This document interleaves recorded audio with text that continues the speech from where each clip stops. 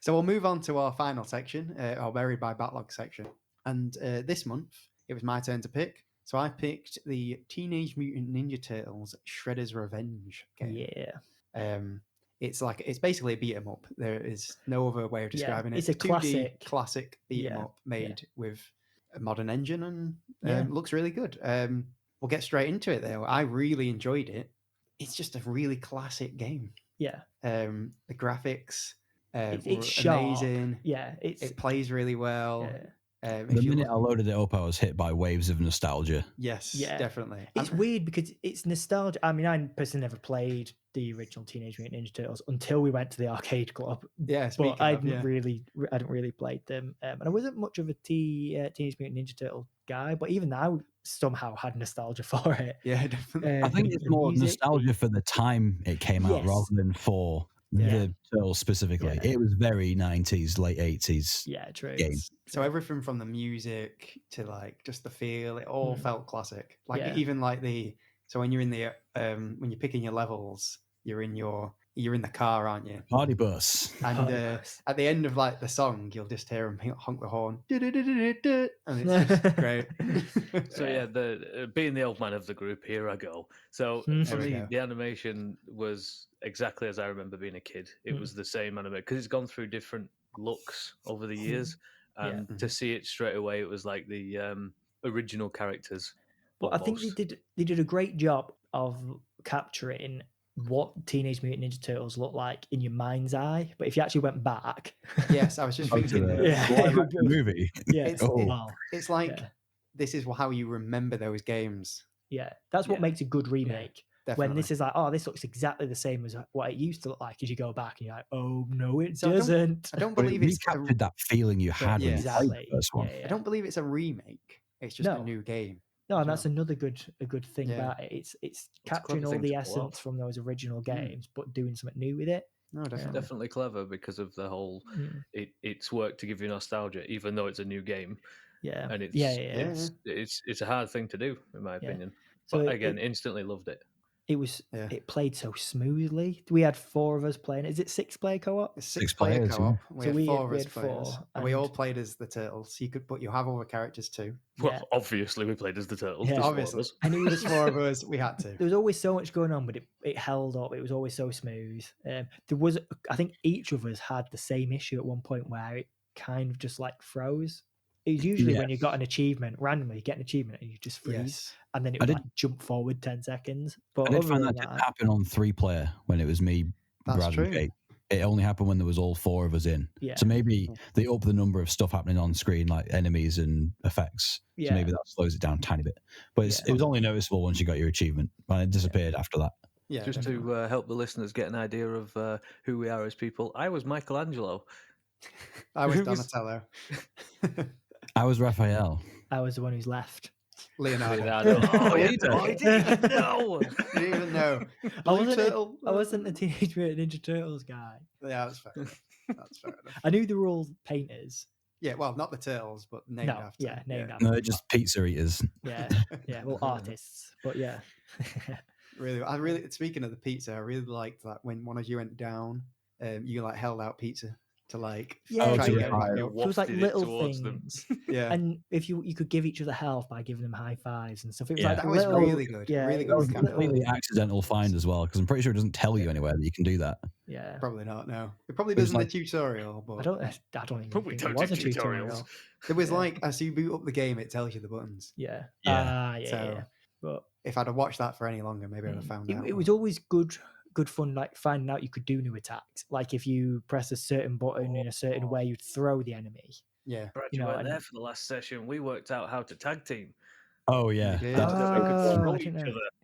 So the last session we had, I unfortunately couldn't make it because I was at a gig. So these guys finished the game. I believe you were dead close. We had like 2 levels left. We did it in 2 sittings. So the first sitting we all played for about 2 hours, and then the second sitting I didn't make. So it is a short game. It is. I wouldn't have had it any longer. Was it? I mean, there's things to do to get There's challenges. You can level up all the characters as well. There's different modes as well. Yeah. And you said you level up your characters. I don't think it needs to be longer. No, it's perfect. No, you'd probably get a bit sort of fed up. I think if it 100%. any longer. I think you do buy it for the replay value as well. Yes. Yeah, because it's so short and there's so much to do in it. Yeah, it's the same. It's the same as playing it in an arcade cabinet. You know what I mean? Yeah. Back in those days, you wouldn't pick a level. Yeah, you maybe have a few to pick, but you tend to start at the beginning each time. But you still have fun. In the arcade mode, that's what you have to do. Yeah, you still have fun. There's no save progress or anything. Yeah. The music. What are your thoughts on the music? Amazing! Music The was soundtrack of the year. That was a sound. Wow. That's a soundtrack. That was a standout. Yeah, I think especially the flying levels when you're on like the hoverboards and stuff. Oh, those hoverboards! They always had like a rap track, didn't they? Yeah, they're very GI Joe. Yeah, and that was awesome. Yeah, I really like that. Yeah. I mean, even like the combat. So on a lot of beat 'em ups, I tend to get a bit bored of the combat because it's just pressing the same button. Oh yeah, I can jump and do an attack. But this had, even though sometimes it did feel a bit like that, there was a lot that you could do. I think the enemies never felt boring. The enemies had good feedback to them. Sometimes beat 'em ups, you don't feel like you're hitting anyone, but in this, it did have a good feedback. So like, which going back to the arcade club, we actually all played an old TMNT game at the arcade club. All slightly yellow. Yeah, it was that old. Yeah, but that got boring fast for me because you didn't really have a lot I think to the do, joystick was a bit awkward, but you couldn't do as much. And all four of us were angled around the cabinet. That's true. Yeah, so you didn't know whether pressing forward from your perspective was forward. It was from the cabinet perspective only. Perspective. So all the people at the edges had wrong controls. It felt like it was just a bit awkward. It felt a bit floaty. You didn't always feel like you had as much impact. So I feel like they improved the way the gameplay feels. Yeah, definitely. I think one of the biggest areas for me, which is a difficult one because it's the nature of the game, but when there's a lot going on, it was really easy to lose your character. Yes. And you couldn't see where you were. You couldn't really see what you were doing. It was quite easy to take a lot of damage. Now, in the arcade cabinet, in the arcade cabinet, it was infinitely worse. I thought it was even like harder to see. Well, you had the CRT screen, and it was all faded and miscolored. Even outside of that, I just feel like it wasn't as good as that sort of like. We've come a long way, haven't we? It doesn't help that you're all sharing the same screen as well, whereas at home we're all playing by ourselves. So maybe it sort of focuses on your character a bit better. You can actually press a button on, I think it's left trigger. And it shows you where you are. P1. Yeah. So although when we were playing it, I hadn't played the arcade cabinet, I struggled a bit. Going back to playing the arcade cabinet, I realised how far they had actually come. And it would be hard to do it any better and still keep the same style of gameplay, I think. 100%. It just made it difficult, and especially when there's a lot of challenges like don't get hit. Oh yeah, don't get run over. Ridiculous. Yeah, I think that's one of the only things I can say that's bad about the game is the challenges. I mean, we did a few of kind of time, but yeah, it was a bit ridiculous. It also doesn't tell you what they are before it tells you failed them. Yeah. So a lot of the time it's like don't get hit for this whole level, but then you don't know how hard that is until you play the game, and you're like, how did like the little awards at the end of each level, the random things like random most.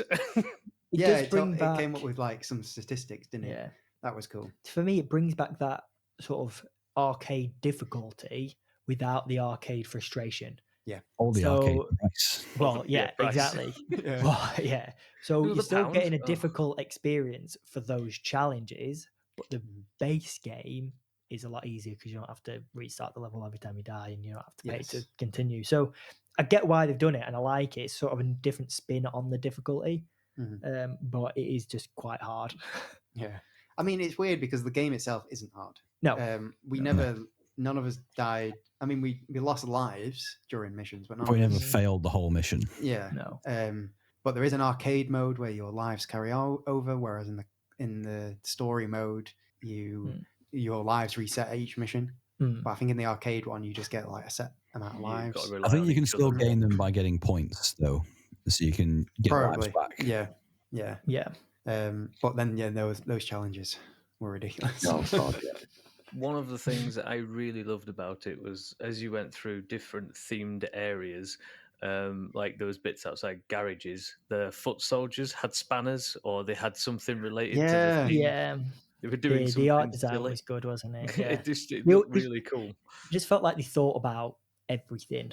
lovingly made. It's very well polished. Definitely. Yeah, lovingly made, I think, is a good, as you just said, Jake, is, You can tell the people who made it just love that sort of game. I just love the 80s.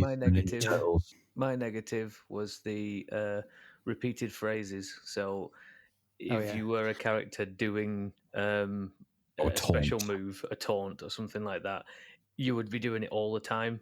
So I think that could have just dropped off the voice partway through instead of having Mikey go, yeah,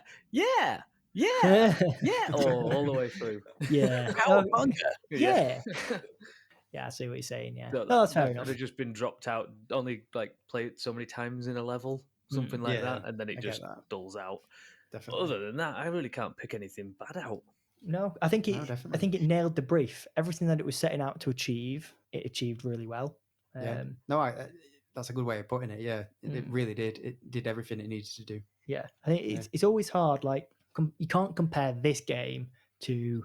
I don't know, we're just talking about The Last of Us. You can't compare the two because they're so different. They're nailing what they're both aiming to nail. Yeah. And I think this just such a good job of the genre it's trying to nail, the theming of the Teenage Mutant Ninja Turtles, sort of everything that it's going for, it's doing perfectly. Yeah, definitely. 100%. So the other, just quickly as well, the other characters you can play as other than the Turtles are Casey Jones. You unlock at the end. Splinter. So we did Splinter and April O'Neil. Yes. Do you not get Shredder? You don't get Shredder. His boss fight is so cool, though. Yes. I missed it. Yeah. We might have it's to go very back Dragon Ball Z. I did find that a lot of the boss battles did feel a bit repeated as well. Yeah, kind of. It's usually you beat a boss, then you beat the next boss, and you beat both the bosses together. Yeah. But I think that only happened on one occasion. I can imagine. Bebop and Rocksteady. Yeah. Okay. I can imagine if you were a massive fan of TMNT, you're going to love this. Because it's just like throwing all of the classic enemies at you. In a great style. Yes. With great music. Great music. Yeah. And everyone plays a bit differently as well when you try them out. Just really good. Yeah, the stat screen does matter. Because I played as Raph, who has 3-star power. I went to play April O'Neil on the second playthrough just to get the little the collectibles that we did in session 2. You do have to hit people a lot more. It's not just 3 times more that you have to hit them, but it does help you build up combos better. And I think, Ben, you had a similar problem with Splinter. I went the other way combos because he was too powerful. I was absolutely nailing the combos of Michelangelo because he's short and sharp and quick. And as soon as I was Splinter, it was just slow and clubby. You know, he uses his stick a lot, so it's literally clubbing people. I did find looking at the stat screens though, the 2 DLC characters were just objectively better than the characters you get in the game. So was Casey Jones. So they're on par with him, who you unlock after the game. Okay. Well, me and you wouldn't know that though, would we, Joe? Because somebody got to play as Casey Jones, and that was that. Oh, yeah. You can. Everybody, we could have all. No, been damage Casey is Jones done, if you Jake. want. Damage is done. Jake is the host. He did pick the game. I'm on Jake's side. Nice. Okay, well, I suppose we get to the recommendeds then. Joe, recommend the game? 100%. I would say even get the DLC for it. Just to extend the fun. Because it's got a couple more modes that are DLC exclusive. Yeah. And I think there's a survival mode in there, as well as one of the other arcade modes. And the 2 characters you get to play as in it, they do look pretty cool. They do, to be fair. One of them I'd never seen. Yeah, he's like a samurai looking dude. And then there's someone who looks like Shredder's daughter or cousin or something. I don't know. It looks very Foot Clan. Yes, yeah, definitely. Cool. No, it's really glowing endorsement. Ben, what do you think? I definitely agree, 100%. Also, I'm a very big believer of supporting games that are this good by the DLC. I agree. Help it out. Yeah. Especially when you can get the base game for free on Game Pass. Yeah, absolutely. That helps, definitely. Yeah. Brad? Yeah, definitely recommend it. Oh, going off what Joe just said then as well, you can get the base game for free. So everyone, there's other than time, there's no excuse. If you've got Games Pass, play it. It's really good fun. I don't think if you're playing it by yourself, it would be as good fun, but it is obviously short, so it wouldn't matter so much. If you could put bots in it, that'd be pretty good for the rest of your team. Yeah, but definitely with friends, if you can get, even a couple, even if there's just 2 of you, I imagine it would still be really fun. I don't have 3 friends. I have to use you guys. I don't think the difficulty scales. I don't know. I'm not really sure. That'd be interesting to find out. But it's good. It's short. It's short and sweet. Great. Yeah. If you do enjoy it, if you know, I'd say get through it, and if you do enjoy it, then get the DLC. Yeah. Yeah. Nice. Great. Very What about you, Jake? Very much the same as you all. Definitely would recommend it. It's even more so for TMNT fans, as I said before. Yeah. If you really like that and you really like classic games, it's kind of a must play. I wanted to play it because I haven't played a beat 'em up for ages. Last one I think I played was the Scott Pilgrim one, and I just had this itch to play one, and it looked really good. The last one I played, I think, was an X-Men one on Game Boy or something. On Game Boy Advance. I don't know if I'd go as far as saying get the DLC. If you were a TMNT fan and you really enjoyed it, and if you want to carry on playing it, I just had a really nice, short but sweet time with it. Yeah. I can't really say much more than what we've already said. I suppose the other thing to mention is it's one of the games that comes with Netflix now, isn't it? Yes, it is actually. You can get it on your phone. Yeah, you can get it on your phone. Yeah. Wait, what? Yeah. About this? If you've got Netflix, you can download it from the Play Store. Is that what all those Netflix logos are now? They say Netflix edition of a game on. Yeah. Oh, I had no idea. Good shout there, Ben. Yeah, I forgot about that, but you because I was going to play it a bit more on my phone and then got pickle peated. So sorry, pickle peated. I can't imagine your progress carries over, but still, it's fun to start again. No, be interesting to see if that worked as a multiplayer as well. Actually, never thought of trying crossplay. Yeah, possibly. So I think we've all give it a very good review. So that's the end of the show. We've been Gaming Garnish as always. See you later, guys. See you later. So long. Bye.